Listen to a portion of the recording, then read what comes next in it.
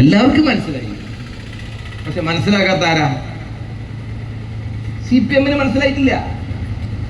3 മാസക്കാലമായിട്ട് ആലോചിച്ചുകൊണ്ടിരിക്കുക ചർച്ച. CPM ആകെ ഒരു പ്രത്യേകത എന്താ വെച്ചാൽ 3 കാര്യങ്ങളാണ് പ്രധാനമായിട്ട് CPM ഉള്ളത്. എനിക്കറിയുന്ന പോലെ ഇപ്പൊ നിങ്ങൾക്ക് അറിയുമല്ലോ,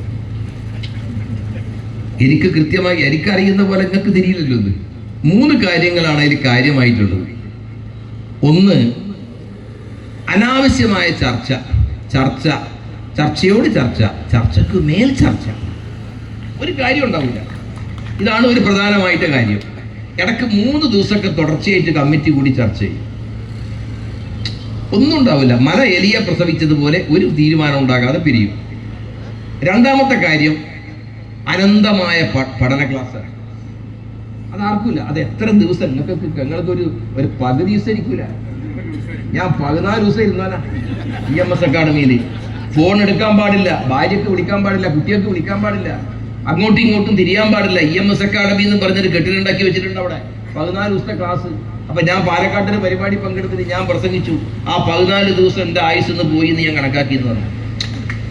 മനസ്സിലായോ? എന്നിട്ട് ക്ലാസ് എടുക്കുക. സ്ഥിരം കുറെ അക്കാഡമിഷ്യൻസ് ഉണ്ട്. ഒരു അക്കാഡമിഷ്യൻ MV ഗോവിന്ദനാണ്. മൂപ്പര് 1970കളിൽ പഠിച്ചു വെച്ച കുറച്ച് കാര്യങ്ങളുണ്ട് മൂപ്പര കയ്യില്. ആ കാര്യം എടുക്കുകയാണ്. മൂപ്പര് ഈ ലോകത്ത് മാറ്റം വന്നത്, കുന്തിപ്പുഴയിൽ കൂടെ വെള്ളമൊഴുകി പോയത് ഒന്നും മൂപ്പർക്ക് മനസ്സിലായിട്ടില്ല. മൂപ്പർക്ക് ഒന്നും അറിയില്ല. ആ 70കളിൽ പറഞ്ഞു വെച്ച ഈ കിതാബ് ഉണ്ടല്ലോ, CPIM ഓത്തുവള്ളിയിൽ ആ പഴയ കിതാബ് അതുപോലെ ഇങ്ങനെ പറയാം. ഇത് പഠിപ്പിച്ചുകൊണ്ടേയിരിക്കും. ഇതിങ്ങനെ ഓതുക. ഇതാണ് പണി. ഇതാണ് MV ഗോവിന്ദൻ, ഒരു പ്രധാനപ്പെട്ട അക്കാഡമിഷ്യൻ. രണ്ടാമത്തെ ഒരാളുണ്ട്, മൂപ്പർക്ക് ഏറ്റവും വിശ്വസ്തനായിട്ട് ഒരാള്. അയാൾ നിങ്ങൾക്ക് വല്ലാതെ അറിയാണ്ടാവില്ല. കോഴിക്കോട്ടുകാരനാ. ഒരു മനുഷ്യന് കണ്ടുകൂടാ. അവിടുന്ന് പറഞ്ഞു വിട്ടതാ, അക്കാഡമിയിലേക്ക് പറഞ്ഞു വിട്ടതാ. ആദ്യത്തെ മന്ത്രിസഭയിൽ പിണറായി വിജയന്റെ പൊളിറ്റിക്കൽ സെക്രട്ടറി ആയിരുന്നു. അദ്ദേഹത്തോടുള്ള വ്യക്തിപരമായ അടുപ്പം കാരണം ഒരിക്കൽ ഞാൻ അദ്ദേഹത്തോട് സൂചിപ്പിച്ചു, അട്ടർ ഫെയിലിയർ ആണ് ഈ വിദ്വാനെ പൊളിറ്റിക്കൽ സെക്രട്ടറി ആക്കിയത്. അല്ല നോക്കുക, നമുക്ക് നിയമങ്ങൾ നോക്കുക എന്ന് പറഞ്ഞു. എന്താ മൂപ്പരെ പ്രത്യേകത എന്ന് ചോദിച്ചാൽ, പൊളിറ്റിക്കൽ സെക്രട്ടറിയുടെ റൂം എന്ന് പറഞ്ഞാൽ വളരെ പ്രധാനപ്പെട്ട ആളുകൾ പ്രശ്നങ്ങൾക്ക് വേണ്ടി പോകുന്ന ഓഫീസാ.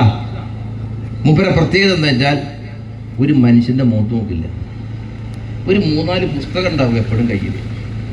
പുസ്തകം വിട്ട കളിയില്ല, പുസ്തകം കയ്യിലുണ്ടാവും.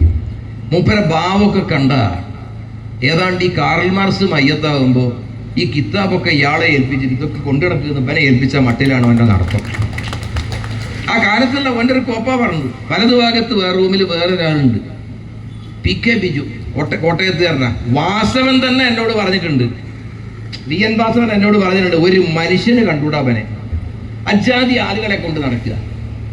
ഇവരൊക്കെയാണ് ക്ലാസ് എടുക്കുക. പിന്നെ വേറൊരു മഹാനായ നേതാവുണ്ട്, മലപ്പുറത്തുകാരനാ. ഇപ്പൊ സ്ഥിരതാമസം ഭാര്യ വീട്ടിൽ ഇവിടെ തൃശ്ശൂരാ. ഞാനൊരു അഭ്യർത്ഥന ഉണ്ട്, ഇടയ്ക്ക് വല്ല പരിപാടി അയാൾക്ക് കൊടുത്ത് കാഞ്ഞിരപ്പുഴയെ കൂടെ കൊണ്ടുവരണം. ഒരു പരിപാടി നിശ്ചയിച്ചു കൊടുക്കാൻ, എന്തെങ്കിലും ഒരു പരിപാടി നിശ്ചയിച്ചു കൊടുക്കുക, ഗുണത്തിലാവും. ഇപ്പോഴൊക്കെ ഒരു പ്രത്യേകത വെച്ചാൽ നടന്നു പോയ വഴിക്ക് ഒരു പുല്ല് ഉണക്കില്ല. ആ വിശ്വാസം കൊണ്ടാണ് ഞാൻ പറയുന്നത്.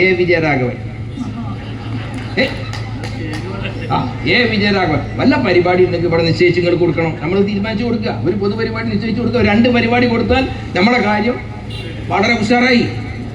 അതൊന്നും തീരുമാനിച്ചു കൊടുത്താൽ മതി നിങ്ങൾ. ഇതൊക്കെയാണ് ഇപ്പൊ CPIM പ്രധാനപ്പെട്ട നേതാക്കന്മാരുടെ നിര. ഇവര് ക്ലാസ് എടുക്കുകയാണ്. ഇതാണ് രണ്ടാമത്തെ ജോലി. പിന്നെ CPIM പ്രധാനപ്പെട്ട ഏർപ്പാട് എന്ന് പറയുന്നത് പിരിവാണ്.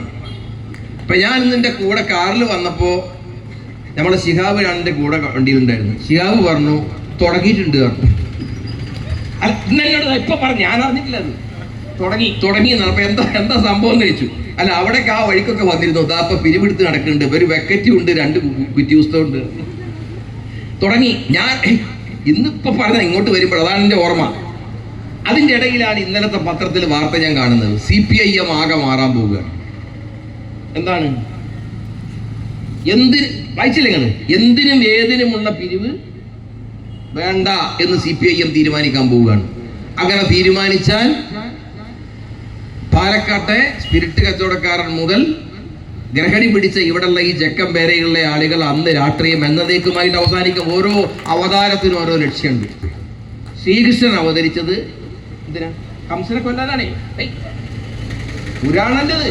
പുണ്യ പുരാണനം മനസ്സിലാക്കിയിട്ടില്ലേ? ശ്രീകൃഷ്ണൻ അവതരിച്ചത് കൃഷ്ണനെ കൊല്ലാനാണ്. ഇവര് ജനിച്ചത് പിരിവെടുക്കാനാണ്. പിരിക്കാൻ വേണ്ടി ജനിച്ച കൂട്ടരാണ് ഇവര്. പിരിവ് നിർത്തുക എന്ന് പറഞ്ഞാൽ അവർ ഈ പാർട്ടിയിലില്ല എന്നാണ് അർത്ഥം. അതൊക്കെ തീരുമാനിക്കുമെന്ന് എനിക്കറിയില്ല. പിന്നെ ജെൻസി മോഡലിലേക്ക് മാറുക എന്ന് പറഞ്ഞ വാർത്ത അല്ല അല്ലേ? ജെൻസി മോഡലിലേക്ക് മാറുകയാണ്. നല്ലപ്പം കാലത്ത് നന്നാകാൻ വേണ്ടി നോക്കുകയാണ് ഇപ്പൊ CPIM. അതിനു വേണ്ടി വിപുലീകൃത സംസ്ഥാന കമ്മിറ്റി, അങ്ങനെ ഒരു കമ്മിറ്റി തന്നെ ഇല്ല. പാർട്ടി പ്ലീൻ ഉണ്ട്, ഞാൻ പങ്കെടുത്തിട്ടുണ്ട്. പാർട്ടി കോൺഗ്രസ്, പാർട്ടി പ്ലീൻ, അതൊക്കെ ഉണ്ട്, കമ്മിറ്റികളൊക്കെ ഉണ്ട്. വിപുലീകൃത സംസ്ഥാന കമ്മിറ്റിയാണ്. അതിൽ ചർച്ച ചെയ്യാൻ പോകുക നന്നാകുന്നതിനെ പറ്റി ആലോചിക്കാൻ. പണ്ടൊരു ചങ്ങായി പറഞ്ഞു, പട്ടാപ്പകല് പരസ്യമായിട്ട് മാടി വിളിച്ചപ്പോൾ വന്നിട്ടില്ല, എന്നിട്ട് അപ്പൊ ഇരുട്ടത്ത് കണ്ണിറുക്കി കാണിച്ചിട്ട് വരണമെന്ന് വെച്ചു. നല്ല കാലത്ത് നന്നായിട്ടില്ല CPIM, നല്ല അവസരം ഉണ്ടായിട്ട് നന്നായിട്ടില്ല. എന്നിട്ട് ഇപ്പോഴാണ് CPIM നന്നാകാൻ നോക്കുന്നത്. നന്നാവൂല്ല നിങ്ങള്, CPIM നന്നാവില്ല. ഞാനൊരു കാര്യം നിങ്ങളോട് പറഞ്ഞുതരാം കേട്ടോ. എന്നോട് ചെറിയ ആൾക്കാർ ചോദിക്കുന്നുണ്ട്, നിങ്ങൾക്ക് എപ്പോഴത് മനസ്സിലായത്? എടോ, ഒരു ദിവസം കൊണ്ട് എടുത്ത തീരുമാനമല്ല. 2023 അവസാനം, 2023 നവംബർ മാസം തുടങ്ങിയ പോരാട്ട CPIM-നകത്ത് ശരിക്ക് വേണ്ടിയുള്ള പോരാട്ടം, നിലപാടിന് വേണ്ടിയുള്ള പോരാട്ടം, അധികാരത്തെ ഉപയോഗപ്പെടുത്തിക്കൊണ്ട് നടത്തിക്കൊണ്ടിരിക്കുന്ന തോന്നിവാസങ്ങൾക്കെതിരായിട്ടുള്ള പോരാട്ടം, ഈ പാർട്ടിയുടെ ഭരണം ഉപയോഗപ്പെടുത്തിക്കൊണ്ട് സ്പിരിറ്റ് കച്ചവടം നടത്തുന്നതിനെതിരായിട്ടുള്ള പോരാട്ടം, പിടിച്ചുപറിക്കെതിരായിട്ടുള്ള പോരാട്ടം, ആ പോരാട്ടവുമായി 2023 നവംബർ മുതൽ തുടങ്ങിയ പോരാട്ടം, ആ പോരാട്ടത്തിന്റെ തുടർച്ചയിലാണ് CPIM വിടാൻ ഞാനും എന്റെ കൂടെയുള്ള ആത്മാഭിമാനമുള്ള സഖാക്കളും തയ്യാറായത് എന്ന് മനസ്സിലാക്കിക്കോ. CPM-കാരോടാണ് ഞാൻ പറഞ്ഞത്. ഒരു ദിവസം കണ്ട് പോന്നതല്ല, ഒരു ദിവസം പെട്ടെന്ന് കണ്ട് തീരുമാനിച്ചിട്ട് പോന്നതല്ല. UDF-ന്റെ ഗവൺമെന്റ് വരികയാണെന്ന് മുൻകൂട്ടി കണ്ടിട്ട് പോകുന്നതല്ല. അങ്ങനെയല്ല കേട്ടാ, അങ്ങനെയൊന്നുമല്ല. ആ ധാരണയിലേക്കൊക്കെ ഞങ്ങൾ എത്തിയത് അവസാന ഘട്ടത്തിലാണ്. ഞങ്ങൾ എത്തിയത് UDF ഭരണം മാറും, ഭരണം മാറിയില്ലെങ്കിലും ഞങ്ങൾ ആ നിലപാട് സ്വീകരിക്കുമായിരുന്നു. ഒരു സംശയവും വേണ്ട. ആ നിലപാടുമായിട്ട് ഞങ്ങൾ മുമ്പോട്ട് പോയി. ചർച്ച ചെയ്യാൻ പാടില്ല. ഞാൻ നേരത്തെ പറഞ്ഞല്ലോ, അന്തല്ലാത്ത ചർച്ച. ന്യായമായ ഒരു കാര്യത്തിനും ചർച്ച CPIM-ൽ അതിനകത്ത് ജനാധിപത്യമില്ല. ജനാധിപത്യപരമായ ഒരു സൃഷ്ടിപരമായ ഒരു കാര്യത്തെ പറ്റി ചർച്ച ചെയ്യാൻ അവകാശമില്ല. എന്തൊരു പാർട്ടി അത്? ചർച്ച ചെയ്താൽ ആ ചർച്ച ചെയ്തത് പാർട്ടി വിരുദ്ധമാണ് എന്ന് പറയും.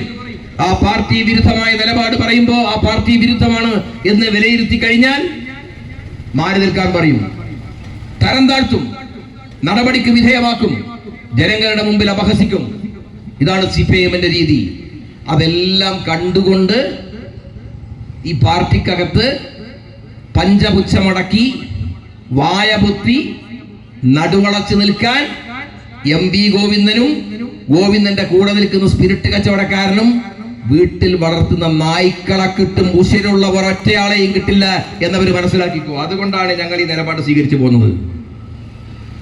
അതുകൊണ്ടാണ് ഈ അരുൺ ഒലിക്കലും ഈ ദിലീപും ഉൾപ്പെടെയുള്ള ആളുകൾ ഒരു പാർട്ടി സമ്മേളനത്തിൽ നിന്ന്